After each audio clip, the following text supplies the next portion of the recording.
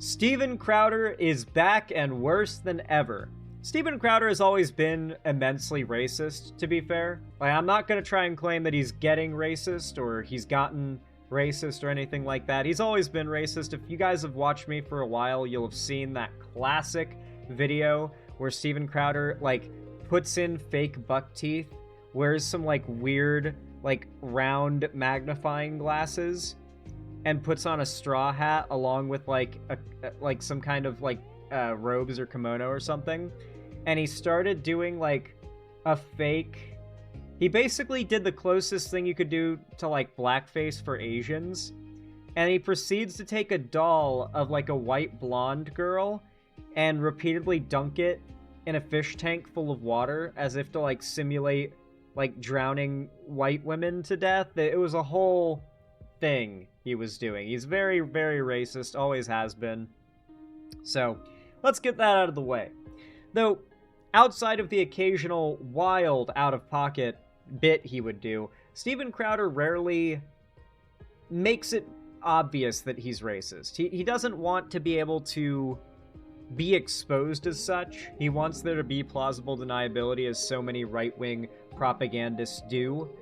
They want to push racism without openly endorsing racism. They want to dog whistle and use euphemism to spread their beliefs, but never fully own up to them because they're cowards. Steven Crowder is one such coward. He's finally finished licking his wounds after his devastating divorce where he nearly lost everything, and he's back and really pushing the bar on what you can say and be reasonably considered maybe not racist. Right now, he's got on board with this new right-wing narrative that, man, I cannot wait for a few years from now when people are talking about this. Like, how did any of you fall for this narrative? The talking point, or I guess this new meme, whatever you want to call it, is called black fatigue.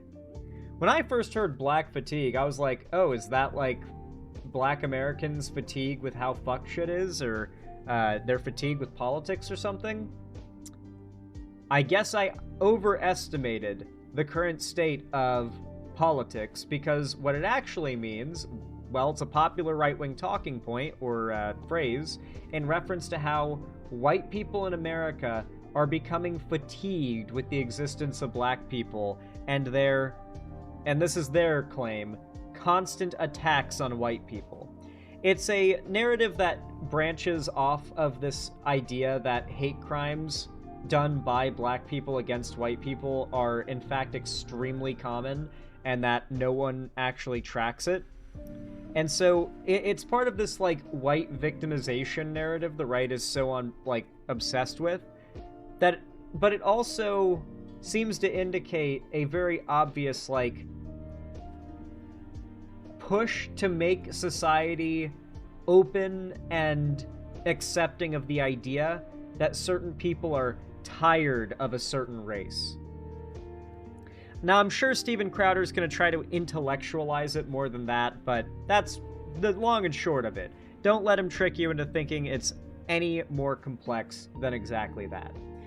Now, before we get into this video, before we react to this awful Steven Crowder change my mind, please consider dropping a like and a comment on this video if you enjoy it. It really does help a lot. And subscribe if you want to see more from me.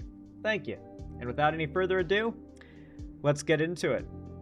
Have you guys heard of the term black fatigue? Mm-hmm. Yeah. You guys know what that means? Since the last time you came, that's become a thing. Yeah, I was about to say, that's just become a recent thing. And do you know what it means?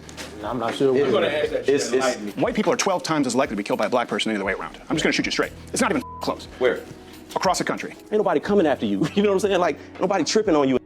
Now, do you guys want to know why that is?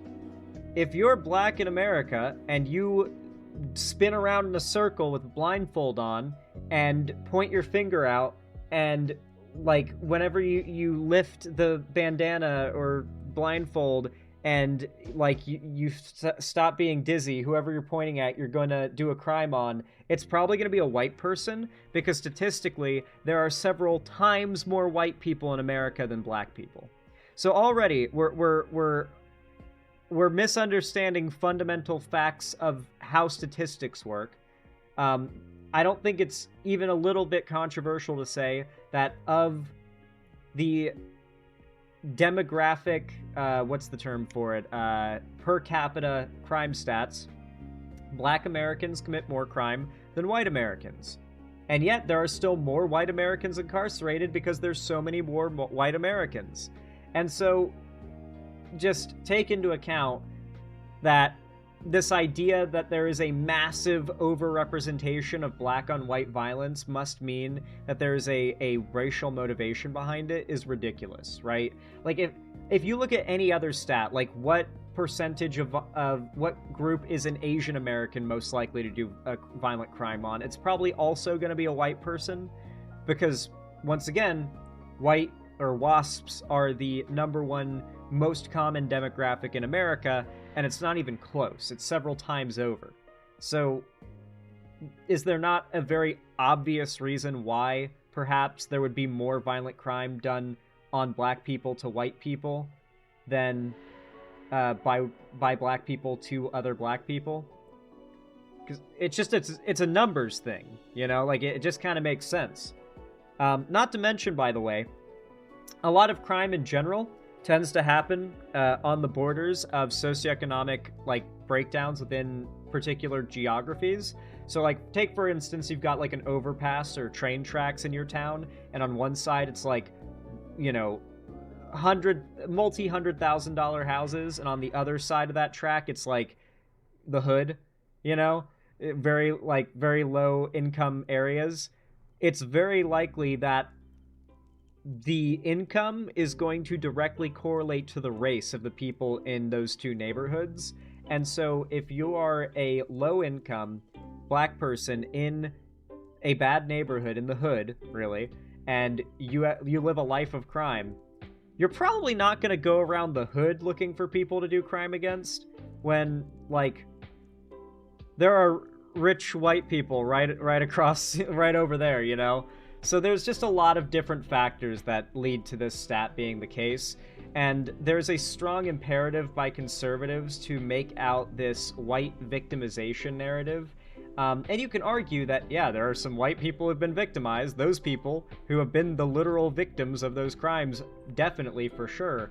But the idea that it is a racially motivated thing is absurd. Is Steve explaining black fatigue to two black people? Well, Steve, black fatigue is, once again, not referencing black people experiencing fatigue with racism. It is white racists and conservatives being fatigued with the existence of black. But these people in just as scared as the other folks. They are if they get on a bus. Not necessarily. They are if they get on a train. That lady wasn't in danger because that man was black. That lady was in danger because that man was crazy. Nope. Whenever we want to ask for equality and fairness, it's a problem. Nope, because he was black. So white America. So it's been several $trillion. When is it enough? We're the bird.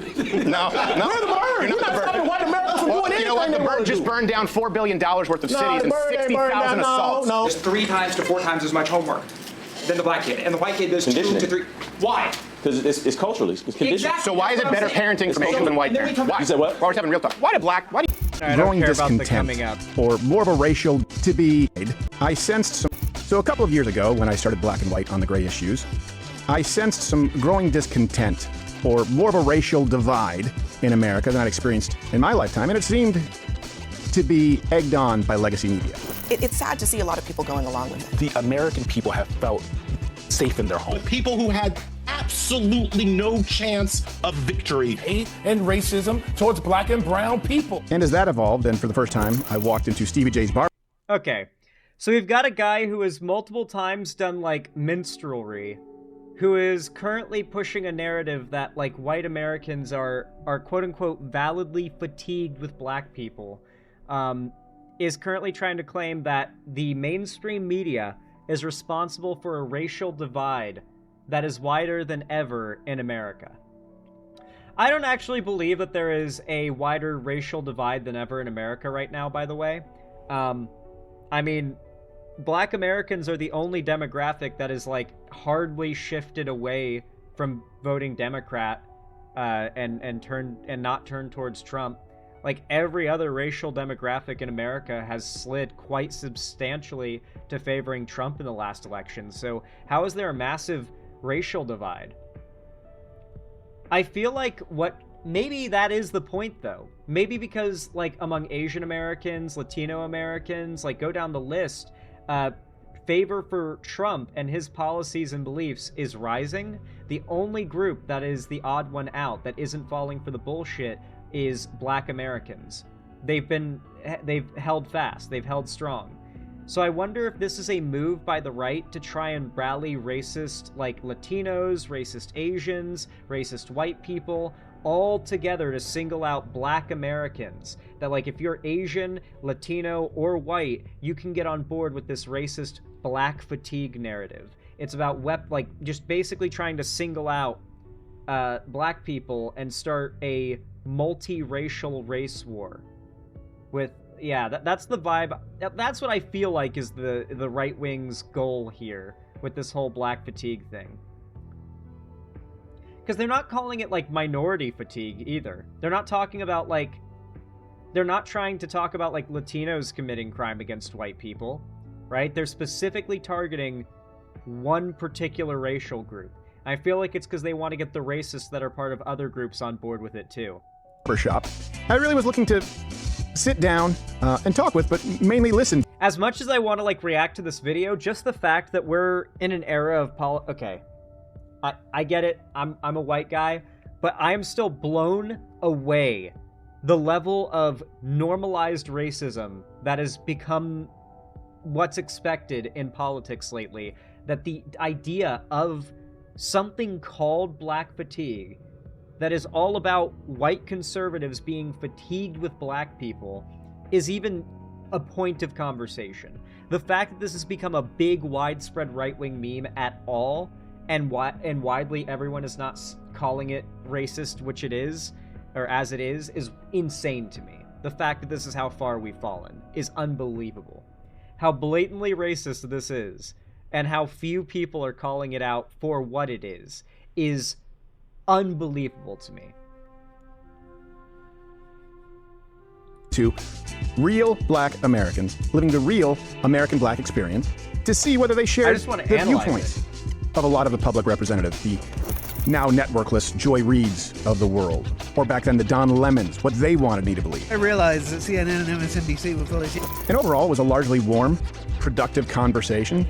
I think served its purpose. You can go check out that video to see what it was like. Fast forward to now, and not only have things not really improved, and according to many Americans, they're markedly worse. And if listening is important, and according to many Americans, they're markedly worse. Wow, this meme's definitely dying out.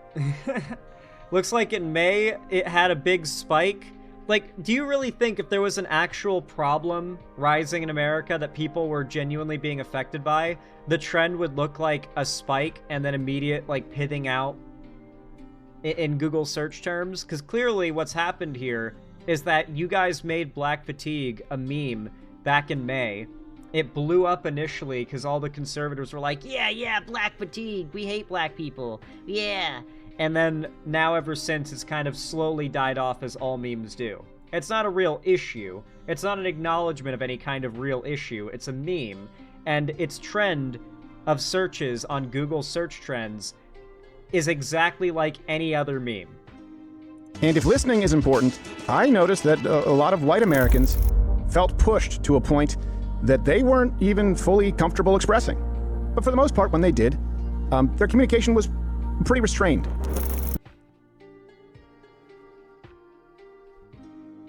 For the most part, when they did, their communication was pretty restrained.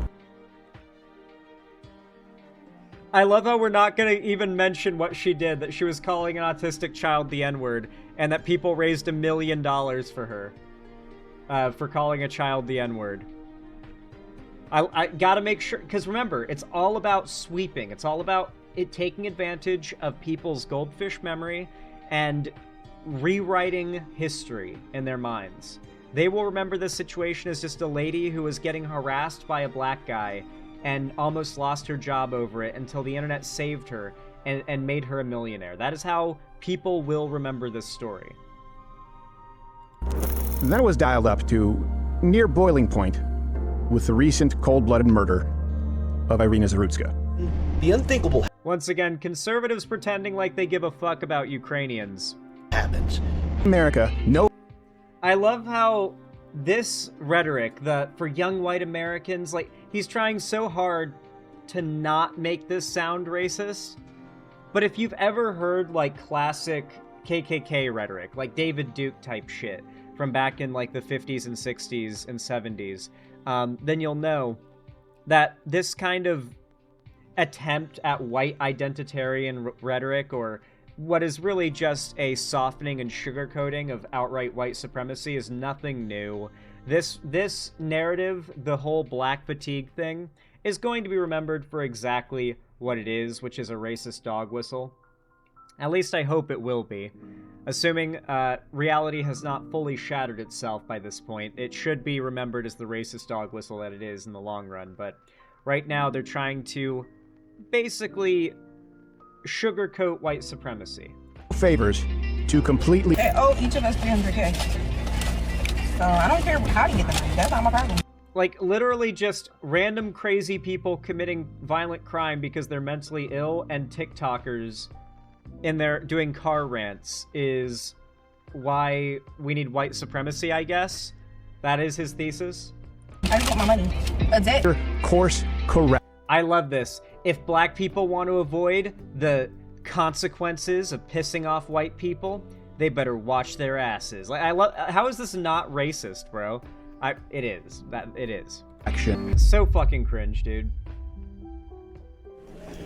And that's Stevie right there, the blue shirt. Blue shirt. Oh, Steven.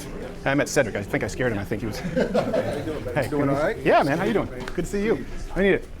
You guys all have your beards nice and right. I've never learned how to do this shit. It's because people come here. Yeah. Oh, I see what it is. It's a power move. You have me sitting lower. Yeah, so we can all look down on you. No, thanks. Well, they said you guys got some people coming in here after. He knows he can just get up and do the little, like there's a pedal, and he just kind of press down the pedal a couple times, and every time it, like, hydraulically lifts the chair. The last one?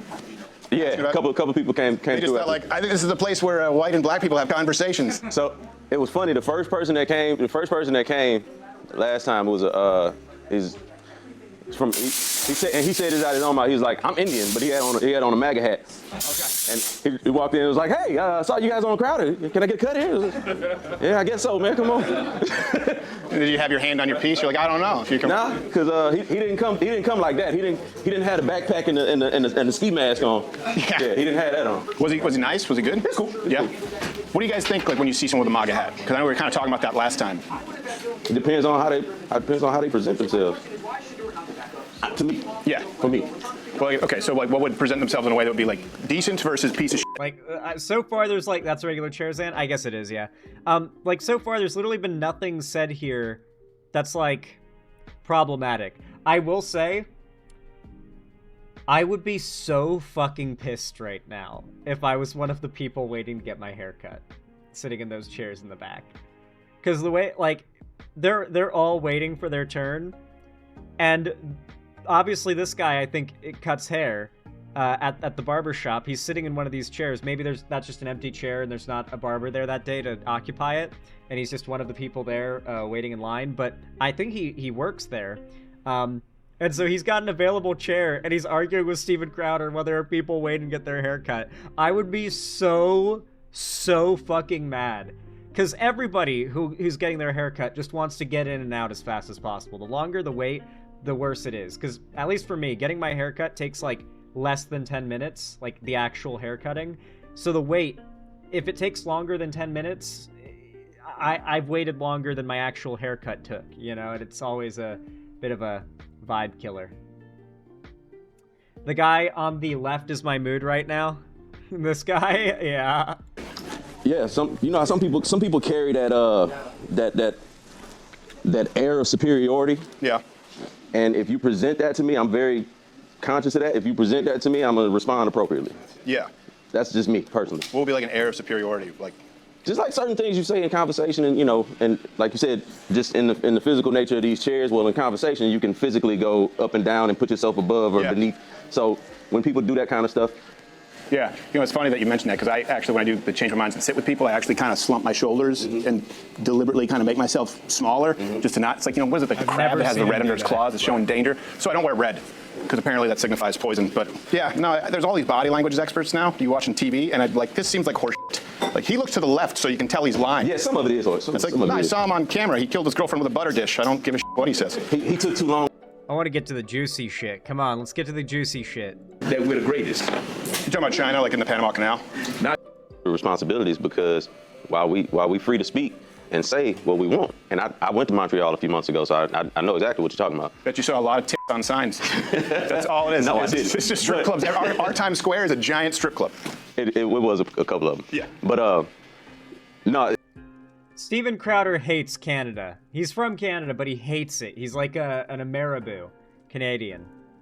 And I will say, to keep with his own standards, he will never be a true American. No matter how much he shits on Canada, he will never be a true American. He doesn't know how to do it like we do. Like, Canada is too familiar for him. Like, this is the thing. What makes Americans shitting on Canada so unique is that we genuinely know jack shit about Canada. Like, 99% of Americans' knowledge of Canada ends at snow, mountains, mooses, and maple syrup. And Mounties. That's like what 99% of Americans know, period, about Canada. So when Americans shit talk Canada, it's uniquely ignorant in a way that's hard to take seriously. When a Canadian tries to shit talk Canada on behalf of America, they know too much about Canada. Like, the fact that he even, like, gives a moment to consider what Canada is actually like when insulting it immediately lowers the level of his critique down from that of a true American such as myself, who has never even set foot on that poisoned Canadian soil. I can feel the Second Amendment leaving my body the second I enter that country, I imagine. So, not looking forward to my first visit. Sorry, Canadians.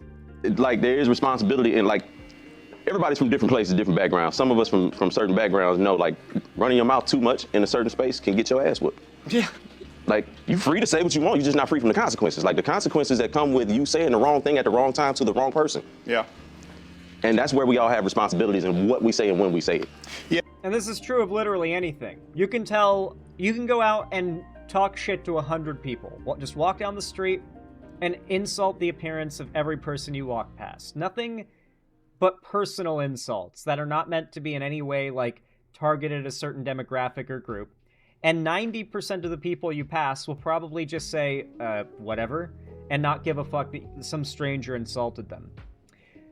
Probably around like 10-15% of people, though, if I were to take a wild guess, are gonna be like, the fuck did you say to me? What'd you say? I'm down to fight right now. I'm down to throw my life away and fight to the death right now over that. There are like a surprising amount of people whose reaction to a simple insult, a verbal insult from a stranger, would send them over the edge like that.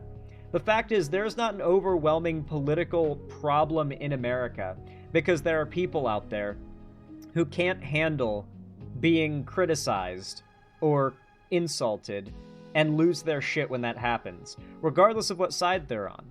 Like, at the end of the day, I don't even accuse every right-wing person who commits violence of doing it because they're right-wing.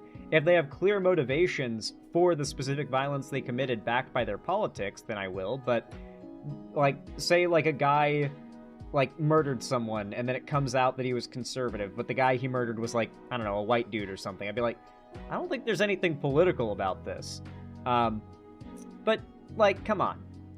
The way that Crowder is trying to goad them into agreeing with the Black Fatigue narrative before we even get into it is very interesting.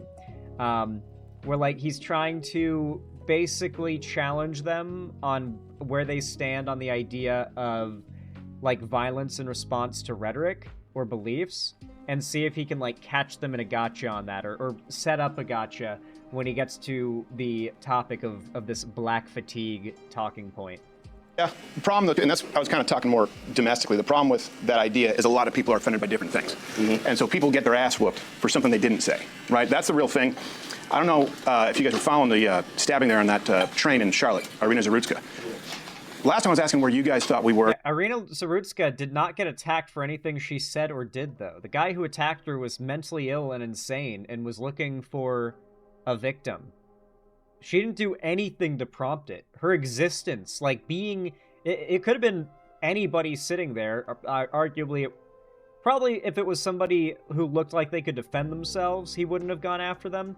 But if it was like some, I don't know, like tiny, petite, like dude or something, like white dude or black dude, I'm sure he would have like done the same thing because he was insane, schizophrenic, having an episode and did not understand what was happening around him and was just attacking the shadow people he was seeing or whatever the fuck. He wasn't in his right mind. That's not a defense, by the way. I mean, I'm kind of trying to be as insulting in the way I describe it as possible, but he was insane. He didn't do it because of any conscious, like, logical reason. You know, as far as in the country relation, like, you guys heard the term black fatigue? Mm-hmm. Yeah. You guys know what that means? Since the last time you came, that's become a thing. Yeah, I was about to say, that's just become a recent thing. And do you know what it means? I'm not sure. It's a term that's being used by people in the white community, by and large, again, saying... The white community, okay. They feel like they've been victimized, and they're tired of taking that shit. You know? It is not, in fact, the white community, it is white conservatives. I'd clarify that, because I think it's not only a true clarification, but also one that I think will help to give them an idea of what this narrative is. Because it's not something white people have been popularizing, it's something that white conservatives have been popularizing. No, that was a girl who was dying alone in public. And that was a guy who was let out 14 times. 14 times, including violent crimes, in the name of racial justice, right? He didn't have to post bail. He didn't have to appear back in court. This is not the first time he's assaulted someone. How do we know that was in the interest of racial justice as opposed to just being... Steven Crowder believes that cashless bail is like evil because it can cause criminals that are violent to potentially get out of jail. And of course, if that happens, then racial justice that advocated for cashless bail is responsible for a bailed out criminal being able to get out. Crowder seems to believe that having money and not having money is the difference between a high likelihood of violence and a low likelihood of violence, which is ironic considering that Crowder himself does not believe that socioeconomic factors are responsible for black crime statistics. So that's interesting. He believes that cashless bail is the problem, but at the same time, he doesn't believe that economics have anything to do with these problems. That's interesting. Because the judge said it. A fucked up attempt at justice, period. Yeah. Like, the legal system has its flaws. Yeah. And people have been making complaints about that for decades, right? But that's just, to me, that's a mental health thing more than it's a black and white thing. Well, I'll tell you why, because white people are saying it now. Right. Not just, white people are saying, hey, we're in makes it a bigger thing. Well, because, white people are 12 times as likely to be killed by a black person the other way around. I'm just going to shoot you straight. It's not even close. Where? Across the country. Where? Like, not in... The United States. I mean, we're not talking about Ghana. And like... Yeah. What I'm saying is, in white communities or in quote-unquote so-called white communities... Across the country, the rate is a black man or person, because most murders men, there are very few female murders, 12 times more likely to kill a white person the other way around. And then you look at the average amount of times that someone in this country is arrested before they're brought in for killing. I'm also curious. How likely is a white person to kill a white person than a black person? I'm guessing it's around 10 times more likely. Because, once again, you take any person in America, you put a blindfold on them, you spin them around in circles like they're about to hit the piñata at the birthday party, and you have them point at a random person and attack them, they're probably going to be a white person. There are several times more white people than non-white people in America. America is full of wasps. It's a big-ass wasp nest. Charged with murder. Do you know how many times they're arrested on average before they murder? 11 times. Once again, the justice system's got its flaws, and people have been complaining about that for years. Yeah, actually, Steven Crowder, there is a term for that. It's called the recidivism rate.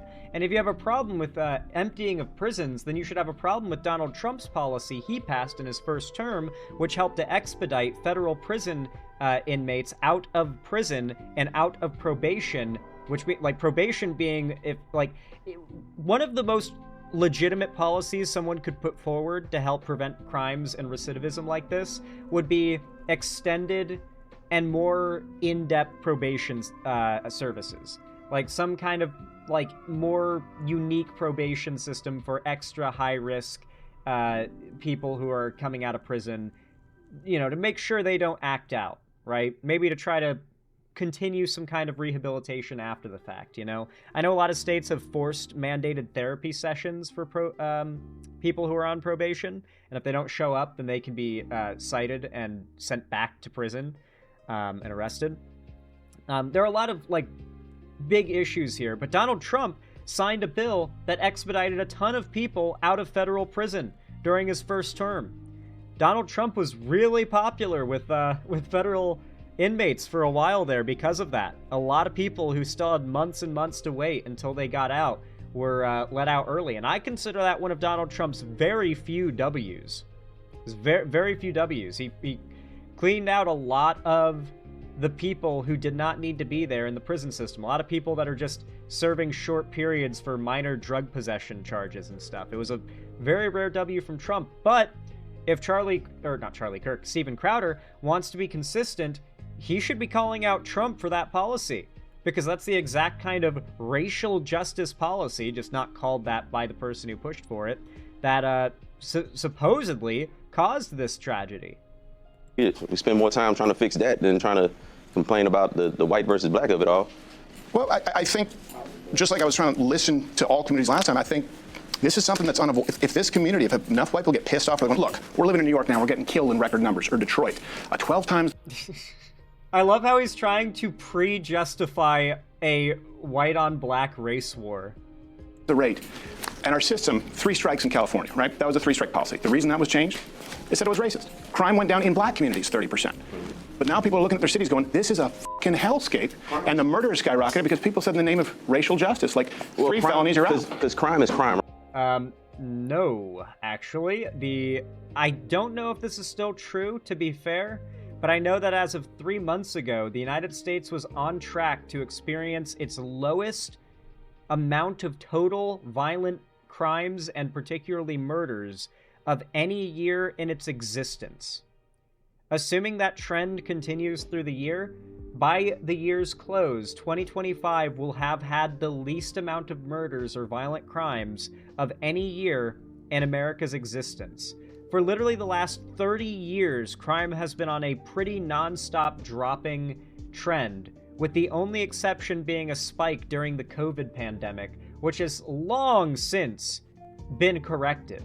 Like, we're already down below our all-time lows prior to the spike that was caused by COVID. Like, we've already fully recovered in terms of violent crime. So, yeah, we have been for 20 years straight. I'm pretty sure 2020 saw a spike compared to previous years, KGB. But yeah, like the idea that we're seeing record-breaking, rampant crime is wild to me. It's actually, someone pointed this out, or I guess kind of intuited it from some of my commentary recently on Blue Sky, funnily enough, and I really liked how they laid it out. I've been complaining a lot lately about how Trump and a lot of conservative pundits, they don't just lie. They don't just like take the truth and twist it slightly to their means. Sometimes they do. But more often than not, the truth is so harmful to them, they just start pushing the exact opposite, ruthlessly claiming it's the truth. And I want to read this tweet from someone named, or this series of Blue Sky skeets, from someone named Bagley, who, is a fan of mine, that took that and kind of really, I think, did a really good job of wording why the right engages in this kind of opposite speak rhetoric. For decades, politicians have been lying by slightly twisting the truth, which makes it more believable when they get caught.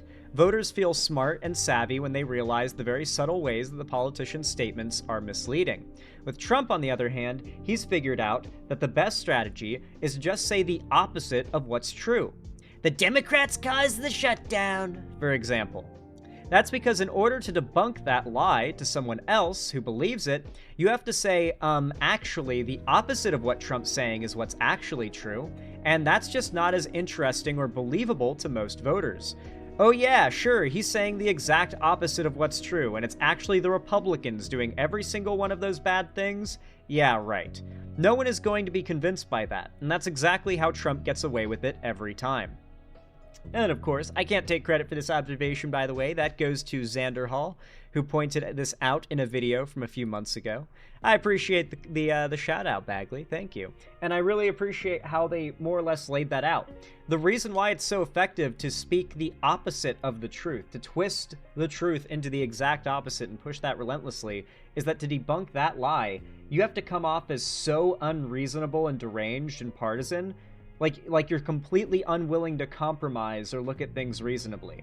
Many are unwilling to believe a party that's saying Party A is completely lying and the exact opposite of everything they say is true. And so forcing us into a position where that is our position makes us look deranged. It's how they get away with narratives like Trump derangement syndrome, because it always looks like no matter what Trump does, the left is claiming that's a lie, the opposite is true, that's bad. It comes off as though no matter what Trump does, the left gets upset and criticizes him for it, and it makes the left look crazy. All because it looks unhinged to call out a lie that is so blatantly false. It's very clever. Right, but crime is usually going to be higher concentrated in areas where there's high poverty. So typically the areas that's high poverty in this country are areas with people with this color skin. So that's why you're going to have, that's why I said those numbers could be skewed and made to manipulate to look like, oh yeah, that's why I said in 12 times. Mind you, Steven Crowder is going into a barbershop to argue with random barbers and patrons of said barbershop about politics. He's a media trained and prepared professional in this field of arguing with people and pushing political agendas. So obviously he's selecting his argumentative interlocutors carefully. But if I were that guy, my argument would be, well, of course black people are 10 times more likely to commit a violent crime on a white person than a black person. There's 10 times more white people than black people, probably more than that. In suburban neighborhoods, white people are not in danger, and that's what this kind of fear mongering tells them, is that you're in danger because you're 12 times more likely to get killed by a black person. You live in ain't nobody coming after you. You know what I'm saying? Nobody tripping on you. But these people are just as scared as the other folks. They are if they get on a bus. Not necessarily. They are if they get on a train. That lady wasn't in danger because that man was. I love this idea. Any white person could be the next person who gets shanked on the bus. Okay?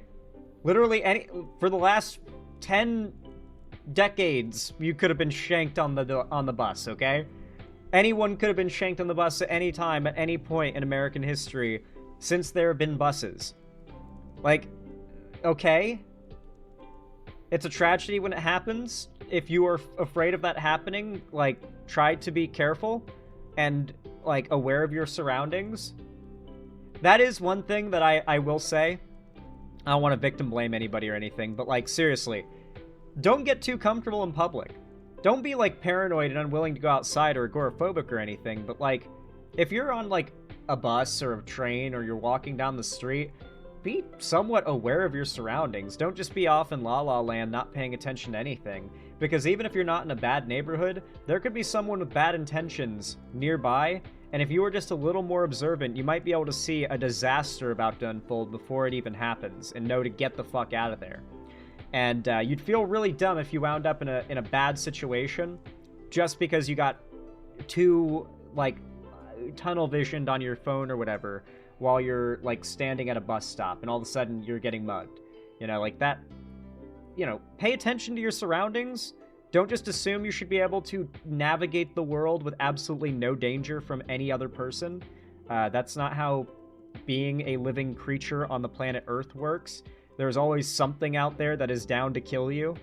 An animal, a person, a falling object, you just be careful. Black, that lady was in danger because that man was crazy. Nope. That man was mentally insane. But why was he back on family members? He had his own family members call the hospital to try to get him committed. He told his sister he killed that woman because he thought she was trying to read his mind. Yep. True. Why was he let out, though? And I'm not saying it's because he's black. Yeah, I'm saying people look at it, though. The judge said, he's insane, right? Why was he let out? Because if you are mentally ill in America, the longest they'll keep you, unless you are actively attacking people, is like 3 days. And after that point, it starts charging to your medical insurance. And if you don't have insurance, I'm pretty sure they just kick you out after a few days. I don't know exactly how it works, but I think that's pretty close. They let him out because he couldn't pay. Crowder understands that being institutionalized for mental conditions costs money, right? We agree. That's not a black and white issue. He was deemed not fit to stand trial, right? Right. Now, the IOU, institutionalized. Right. The IOU policy, meaning you don't have to pay bail. You don't even have to stay here until you're actually convicted. You just say you'll come back. Right, which is messed up. Yeah, the judge, Teresa Stokes, black woman, said, well, this is about racial justice. We need to be softer on crime. So that's her reasoning. That's why he was out. And you can find the judge was black. Dozens of examples. That's her misguided reasoning. And that's policy. But that's systemic, though, right? That's not representative of a whole. It's not. It's not. No. And look, we always have to say not all. Like not all white people wear MAGA hats and are dumbass pieces of racist shit. But we have. But Crowder is one of them. We've all been accused of racism, sexism, misogyny, homophobia. What I'm saying is black fatigue is white people going, you know what? I know I'm not racist. And I know that we're dealing with record crime, and I know that I'm more at risk. And they have negative interactions, and they're constantly. You see, black fatigue isn't being fatigued by the existence of black people, as the name would blatantly imply. It's, insert white victimization nonsense narrative here. Told that they're not allowed to voice their fucking opinion because they're white. And if those people get pissed off, like that's where we actually could end up with some kind of, I'm telling you, I see this brewing. I see people who were milk toast. Here comes the pre-hoc justification of white supremacy and race war. White suburb who are becoming actually racist. Now, not all of them, but I've seen people actually become racist because they get mugged, their store gets. Random black people committing crimes on white people, and then like white right-wing media figures such as Crowder using social media to make it extremely viral, and thus that radicalizing people to be more racist is the entire black population of America's fault and problem that they need to somehow address and do something about. It's looted, and nothing gets done. They're going, and if I say something, it's turned into a racing. I'm telling you what, that's where it's coming from. At what point do we have a talk and go like, okay, let's reform justice, but we have to be honest as to why it was reformed in the first place. This guy, it's not even the only one. It's every 3 days someone's being offed. Yeah, but at the same time, let's transfer that over to... Really? Only every 3 days someone's being offed who's white by a black person? That's not very often. Only every 3 days out of hundreds of millions of Americans? Damn, we're doing pretty good, actually. I'm far less worried now. I mean, there's a lot of unsafe things in this world. Like, getting mugged by a black person is not the paramount unsafe thing. The funny thing is, by the way, no doubt, like, double digits amount of white people probably get killed by black people in America every day. But because the right does not really care about stats unless it's something catchy that they can turn into a meme, instead it's like only the anecdotes that go viral that they blow up. So from Crowder's perspective, it happens every 3 days, because every 3 days is when the right on social media finds another story like this to blow up and make viral. But hilariously, the trend that he's talking about is probably represented in data, with it occurring more than 8 or 9 times a day. So I just find that kind of funny. America's a big country with lots of fucking people. A lot of crime. Even when there's not a lot of crime happening, there's still a lot of crime happening, just because it's a big-ass country.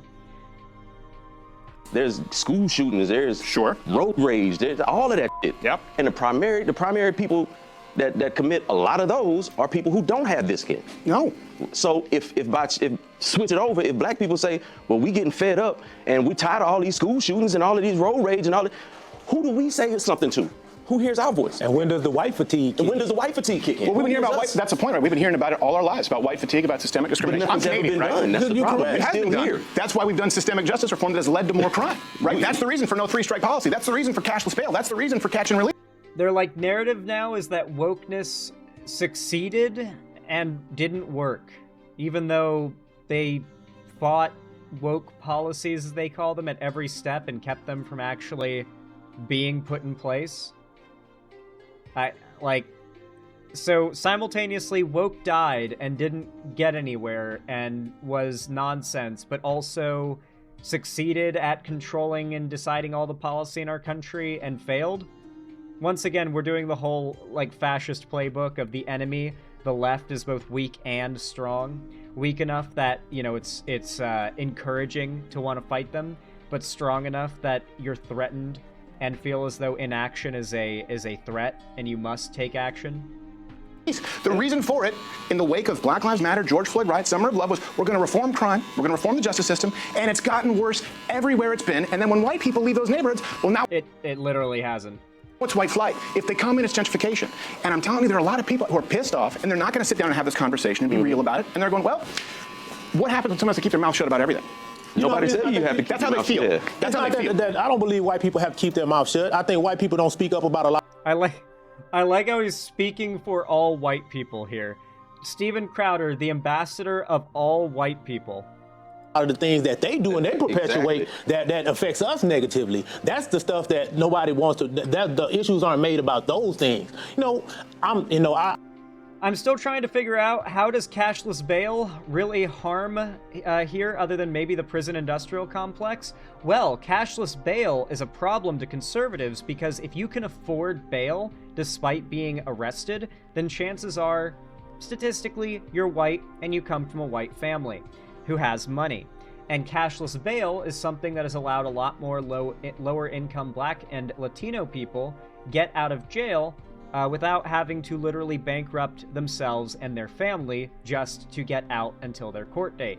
And so the idea of cashless bail was to no longer create a paywall that was naturally very racist to get people through the system to get out of jail. Like, why would being able to afford to pay the government, why would that make you less of a danger? Why should that make you more deserving of being free, right? Well, from Crowder's perspective, you know, if cashless bail goes away and cash bail is the standard, that means more Black people in jail until their court dates. Less of them getting out due to what he calls racial justice policy that has failed. So it is, in fact, all about keeping Black people in jail, which is, of course, the prison system of America is constitutionally, definitionally legalized slavery. You can be punished and even have your sentence commuted to be, or not commuted, but made longer if you refuse to work when you're in the federal prison system. They will make you get a job and do labor for the prison system for pennies on the dollar of what you would be making doing that job outside of the prison system. So yes, it is slavery. Well, Steven Crowder is pushing some real crazy stuff these days, it seems. I guess the divorce really got to him. Anyway, folks, if you enjoyed this video and you found my commentary entertaining, educational, or enjoyable in any way whatsoever, then please consider donating, subscribing, or gifting a sub on my website to support me directly. It really does help a lot, as always. Maybe drop a like and a comment on this video, subscribe if you want to see more, follow my social medias linked down below to see more from me on other platforms, including joining my fan Discord, where I host weekly watch parties, call-in streams, or movie nights. In fact, tonight after stream, I'll be hosting a watch party of the new South Park, so I hope you guys are down for that. It's going to be a fun one. But with all that said, thank you for watching, thank you for supporting me, and I hope I'll see you again next time. Have a good one.